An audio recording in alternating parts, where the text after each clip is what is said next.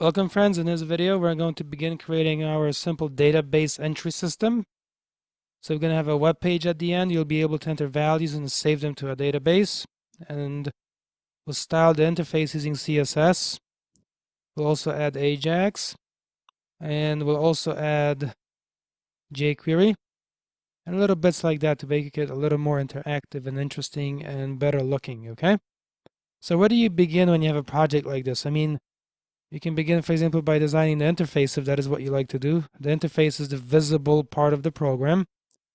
Or if you think about it, you can begin with a database or maybe just a table. And you ask yourself, okay, what kind of information am I collecting? So I'm beginning with that question here. And what I've just said means that I'm going to begin by designing a table. So I'm answering the first question. What kind of information am I going to collect in my table? Okay? So crank up Visual Studio, make a web-based project, a website project that looks just like this, of the same kind we've made before, nothing new. And now we'll go over here to View, and then let's see. Select SQL Server Object Explorer, and make sure you see a panel that looks like this, SQL Server Object Explorer. And then, in case your version of SQL is not showing here, you have to add it, so you click that little server box with the plus symbol. Then you go through the screen that shows up. I think we've been through the screen already once, so it's nothing new here, okay? Server name, authentication, username, password, and database name. The usual kinds of things. All right, so I'm not going to go through that. I've gone through that already. And make sure that you don't select one of these local DB things. We're not using local DB, okay? Keep that in mind. So I'm just going to disconnect that. You can right-click, and I'm going to clear things up. I'm going to disconnect local DB. I'm not using it.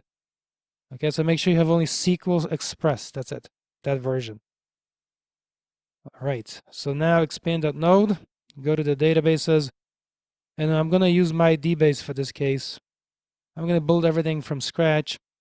So in my DBase here, I'm going to now do this. Right-click on the tables folder and add a new table.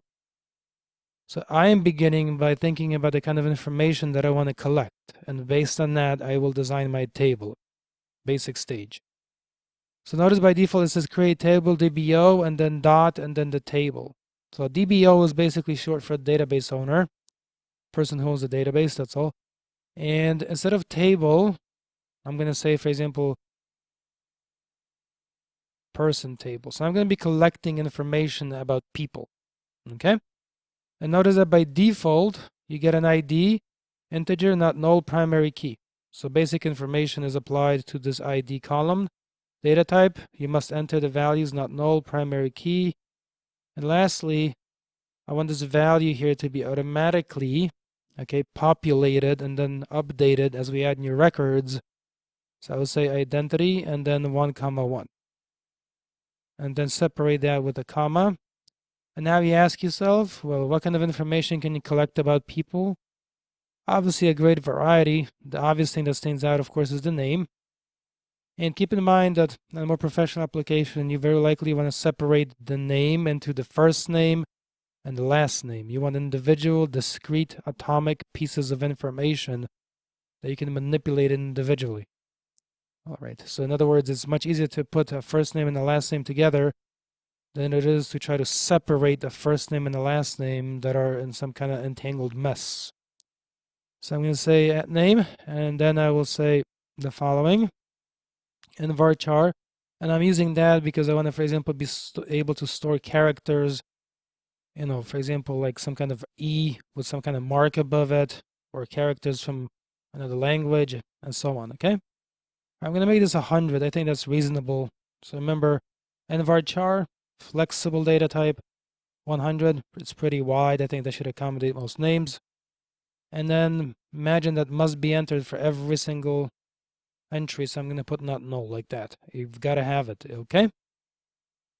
Okay, at the next stage here, I'm going to say email, another common piece of information. I'm going to make that a varchar and say 150. So again, it's 150 characters wide for our purposes. I don't think I've ever seen an email that's bigger than that. That is not to say that one doesn't exist, but I think that would be a pretty good width for an email field. Okay, so varchar this time. And I'm going to say not null. In other words, it also must be entered. Obviously, when you design database collection systems, you want to make sure that you get as much information as possible. That's why these days, if you go to websites, you're always prompted, right, for your email. And then on top of it, they ask you again for your email to confirm that the first entry is correct. And then they compare them. So the next stage here, I'm going to say the following. So date added. And then the data type is date and also not null. So the data added, I'm imagining basically for auditing purposes. So it's added at a certain date. And you can tell when it was added. You see? And so on. Imagine you have an office and you have a data entry person. You may even have a field where you specify, somebody logs in and says, this is the person who entered this information and so on. You see those basic kinds of information. But for our purposes, this is pretty good. And let's take a look here. Get rid of the at and let's continue. So I'm just going to update this. Take a look. Whatever I enter down below is also what is mirrored up above, as you see it there, okay? So I'm going to update this, hit update. And it's going to do some of this, and then you're going to be prompted to either generate a script or update the database.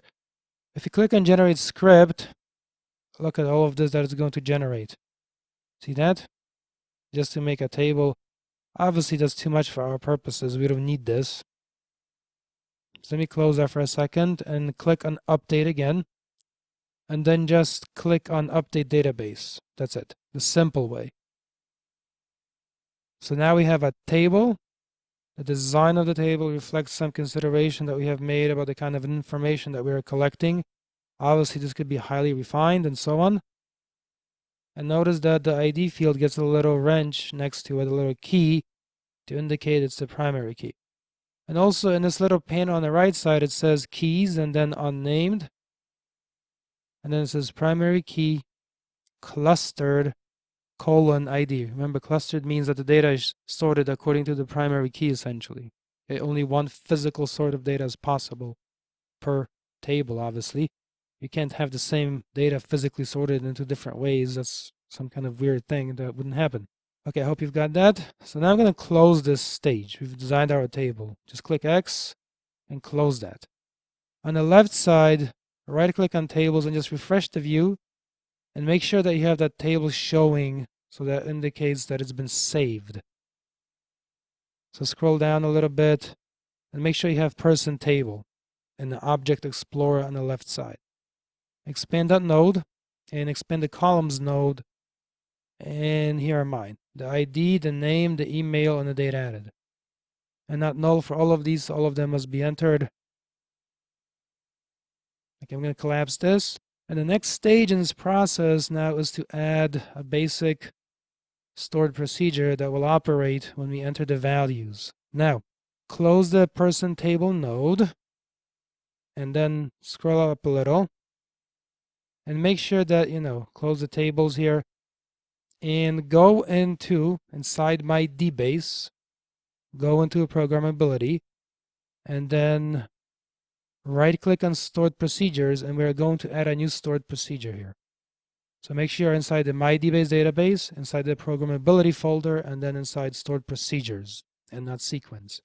And add a new stored procedure. And it gives you this panel here. And now we're going to make a small stored procedure. Let me enlarge the view to 70%. And if you look at this, it's very similar to what we've seen before. You've got create procedure, good. The DBO again means database owner.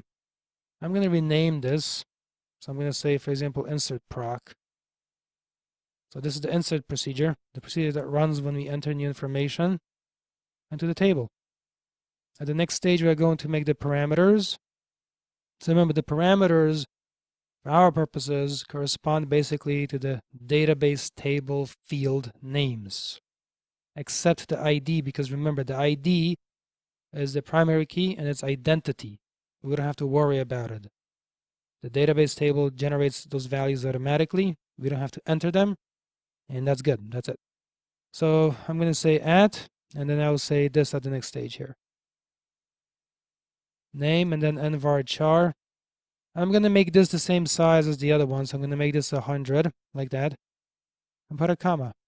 And then At the next stage, I'm going to say email and varchar, make that 150, for example. And then the last one here, the last parameter, I'm going to say date saved and then date. Simple. So we have 3 parameters. Make sure you separate them with commas except the last one. So it looks as shown here. So create procedure, dbo.insertproc. And here, in my particular case, obviously because I experiment a lot and I do things in advance, it tells me that already exists. So you may want to pause the video and try getting rid of it.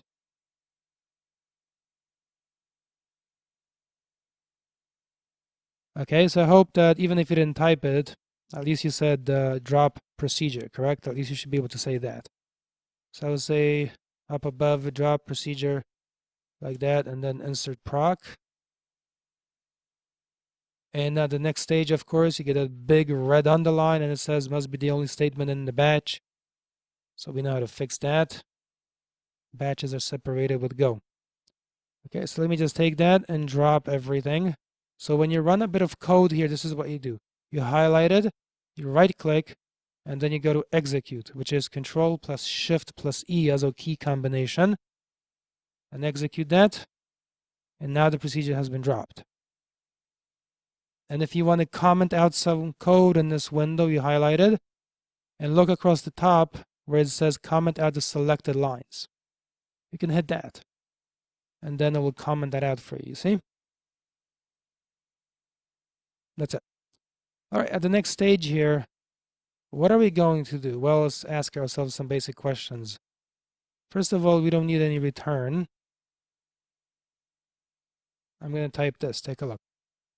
We're going to do our usual begin and end to indicate the beginning and the end of things. And what are we going to begin? Well, we're going to begin by basically adding a transaction. So I'm going to say begin transaction. And remember, the purpose of a transaction is, if possible, obviously to complete a unit of work.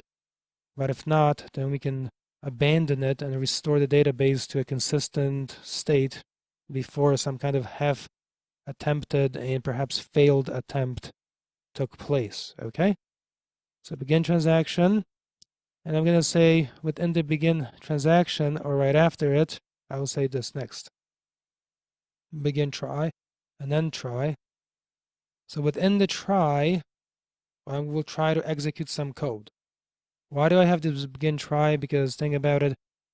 For example, there's no guarantee this will work because if there are network connectivity issues, that's a common problem. It may not work. On the other hand, maybe the connection goes out in the middle or something like that of what you are trying to do. You see that? And then further, maybe the server goes down and so on. So those are real issues that you might face. I mean, obviously this happens in real life, right? Servers go down. So I'm going to say this here. I'm going to say insert into, and then person table, like that. And then I'm going to say name, comma, and then email, and then date added. I'm going to move this panel over to the left a little. So these are the field names. If you hover your mouse over these, it tells you column name added, column email, name, that column. You see that? And the values, remember, will come from the parameters. So at the next thing, I'm going to say values, and then you specify the list of the parameters. So I'll say at name, at email, and at date saved. I hope you've got that. Good. Now, in case this fails here for whatever reason, we learned that we can handle that by doing, for example, the begin catch and end catch, like that. In case there's an error, then we can catch the error. And again, there's a variety of things that we could do. But as an example, I can say the following. I'm going to say select and then error message. Remember that error message is, as it says here, a built-in function. It's just available to us. It's not something we create. It's just available by default. It's been designed into everything. And at this stage, well, let's ask ourselves. We are beginning the transactions. We begin the try. Maybe the try succeeds. But if it doesn't succeed, Okay, imagine this here fails, something happens. Then within the catch, so I'm going to add the begin catch and end catch, I'll display some kind of error message with a select, and then further, I can also type something like this, rollback transaction, okay? So basically what I'm saying is restore everything to its original state. That's all. I'm going to make everything a little like that. So remember, if this is not successful and something occurs, we're going to go into the catch, we're going to get an error message out, and we're going to roll back the transaction. Of course, on the other hand, there's another possibility, which, as you can imagine, might take this form here. Take a look. I'm going to say if, and then double add trans count. So the trend count, remember, that tells you number of transactions. So if that is greater than 0, we can commit the transaction. So I'm going to say commit transaction like this. So when will this operate? Well, ask yourself. Imagine you do the begin transaction, you go into the try, as shown here, and that works well. Nothing unusual happens. Then the catch after it will basically not run. And then after that, the next code would be this one here, correct? So you're just going to check, make sure that the transaction count is more than 0. And then you're going to commit the transaction. That's all. Save it. Okay, I hope you've got that. I'm going to zoom out here to about 65%. I want to make sure you see everything from top to bottom. Okay, a little more. Here's spaces at a premium, as you can see, 50%. Again, if you need to, please pause the video, make sure you type this up. And lastly, I'm going to test this procedure. I want to make sure that it actually works, okay? All right, so I've adjusted everything to be sure that we can see the whole code. And now let's actually commit this procedure to the database. So just highlight it, and then right-click on it, and go to execute. Make sure you save it. Okay, make sure you save the procedure. And now how do we make use of it? How do we test it? How do we get a feel for whether it's working or not? Take a look. I'm going to pull this down a little bit. That means parts of it will disappear, but that's okay. I can just collapse the comment at the top. There you go. And I'm going to test it. So what does it mean to test this quantity? It means to pass in some values and see whether they are properly saved and so on. So I'm going to write insert proc, name of procedure, and then at name equals, specify some name that I make up like John. And I'm going to say at email equals, and then say john@gmail.com, comma, and then the last bit is the date saved. So I'm going to say date saved at date saved equals within single quotes, for example, 10/31/2017. Okay. And let's give this a run. Let's see what happens. Either it will work or not. If not, it will fix it. So highlight and then right click and then execute. And it says that the query executed successfully at that time, as you can see in the status on the bottom. So that's good. Let's take a look inside the table now. So type select star from and then person table. You want to confirm this actually is working. So run that line, select from the person table. So right click on that and execute it. And let's see, let's look at the results. And the results are as shown here. They're a little bit small, but they are there. You've got the ID 1, you've got the name John, the email john@gmail.com, and the date added. And again, you should observe that when you enter a date one way, for example, I entered it as 10/31/2017 when I put it in here. Down below, if you look at that cell I've highlighted in blue, it's in a different format. It's 2017 10/31. So there's a switch that occurs behind the scenes. SQL Server, keep that in mind. But the data is available. Okay, I'm going to leave it here. Thank you so much, friends, and I'll see you in the next one.